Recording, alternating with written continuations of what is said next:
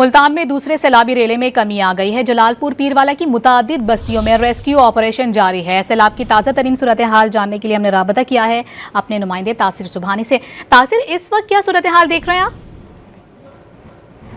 जी बिल्कुल, मैं आपको बताऊं कि जो दूसरा सैलाबी रेला मुल्तान की हदूद में दाखिल हुआ था वो अब कम होना शुरू हो चुका है। हेड मोहम्मद वाला और शेर शाह पुल पर पानी की मिकदार में कमी देखने को नज़र आ रही है। जो हिफाजती बंद हैं वहाँ पर भी पानी कम होना शुरू हो गया है, जिसके पेश नज़र नेशनल हाईवे और हेड मोहम्मद वाला रोड पर ब्रीचिंग के लिए बंद किया हुआ था, उसको भी अब खोल दिया गया है और शहर को किसी किस्म का ख़तरा मौजूद नहीं है। जबकि मैं आपको बताऊं कि रेलवे ट्रैक जो कि मुल्तान से पिंडी के दरमियान है उसको भी बहाल कर दिया गया है और वहाँ से अब ट्रेनें रवाना शुरू हो चुकी हैं। जबकि तहसील जलालपुर पीरवाला में सूरत हाल इस वक्त भी गंभीर है। वहाँ पर बताया जा रहा है कि शहर के गिर्द जितनी भी कस्बे हैं, जितनी भी बस्तियां हैं, 70% वो पानी में मुकम्मल तौर पर ज़द में है। 10 से 12 फुट तक पानी वहाँ पर खड़ा हुआ है। बड़े पैमाने पर रेस्क्यू ऑपरेशन आज चौथे रोज़ भी जारी है।